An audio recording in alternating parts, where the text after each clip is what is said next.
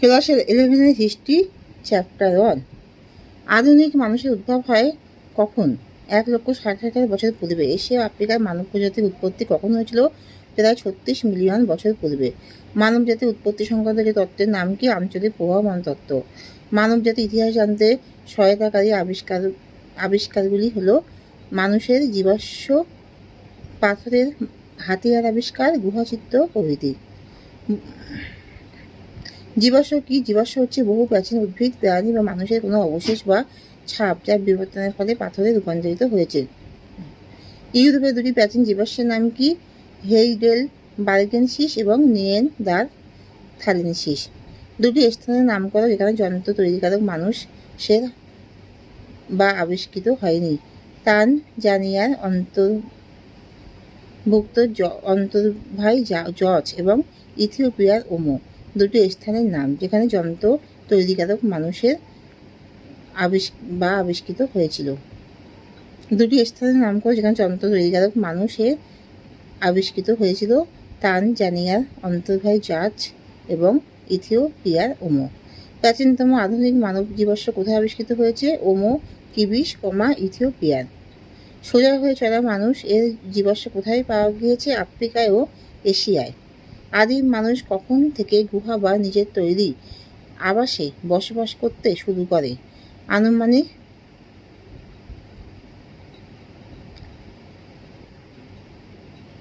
4 কোটি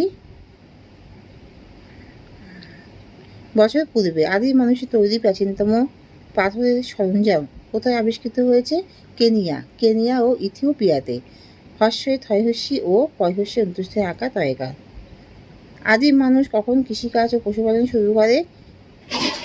10,000 বছর থেকে 4,500 বছর পূর্বে। কোন দুইটি আবিষ্কার মানব সভ্যতার বিকাশের গুরুত্বপূর্ণ পদক্ষেপ? আগুন ও চাকার আবিষ্কার। প্রথম পাথরের তৈরি হাতিয়ার কবে তৈরি হয়? প্রায় 2.6 মিলিয়ন 2.6 মিলিয়ন বছর পূর্বে।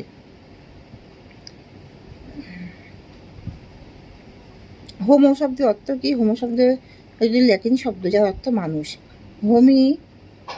হোমিনিডস কি? হোমিনিডস হলো ভিন্ন ধরনের বানর যাদের শরীর ছিল অধিকতর লম্বা এবং লেজ ছিল না। প্রিমেইটস বলতে কি বোঝো? বিশাল স্তন্যপায়ী গোষ্ঠীর একটি উপগোষ্ঠী।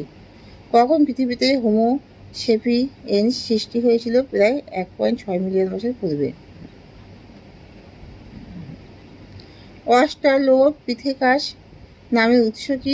অস্ট্রালোপিথেকাস শব্দটি ল্যাটিন শব্দ অস্টার অর্থাৎ দক্ষিণ এবং গ্রিক শব্দ পিথেকাস অর্থাৎ বানর হতে এসেছে। চার্লস ডারউইন কে ছিলেন? একজন ইংরেজ বিজ্ঞানী।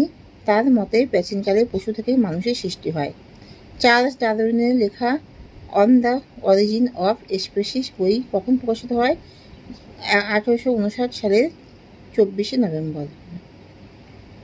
প্রজাতির উৎপত্তি গ্রন্থটি কার লেখা? Charles Darwin. তানজানিয়ার যন্ত্র তৈরিকারক মানুষের আবিষ্কার প্রথম কে করেছিলেন? LSB লিকির অধীনে কর্মরত মেরি লিকি। জেমস উইবান কে ছিলেন? নৃতত্ত্ববিদ।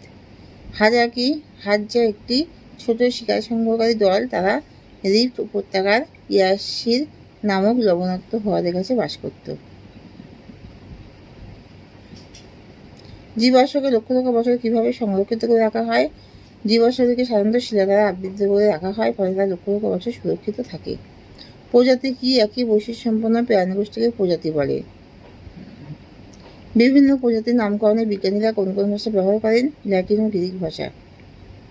অবলুপ্ত হয়ে যাওয়া মানব প্রজাতির জীবাশ্ম কিভাবে মানুষের ক্রমবিবর্তনের সাক্ষ্য দেয়? জীবাশ্মের সময়কাল নির্ণয় করার মাধ্যমে মানবজাতির ক্রম বিকাশের ধারা বা ইতিহাস জানা সম্ভব। রাসায়নিক বিজ্ঞান দ্বারা জীবাশ্মের সময় নির্ণয় করা হয়, আর যে সমস্ত পাথরের জীবাশ্ম পতিত এদের সময় নির্ণয় করা হয়।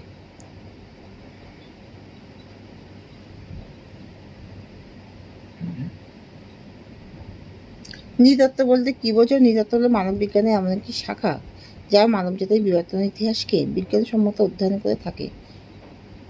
প্রজাতি বলতে কি বোঝো? প্রজাতি হলো একদল জীব যারা সন্তান প্রসব করে বংশবৃদ্ধি করে। তবে বংশবৃদ্ধির জন্য এক প্রজাতির সদস্য অন্য প্রজাতির সদস্যের সঙ্গে মিলিত হতে পারে না।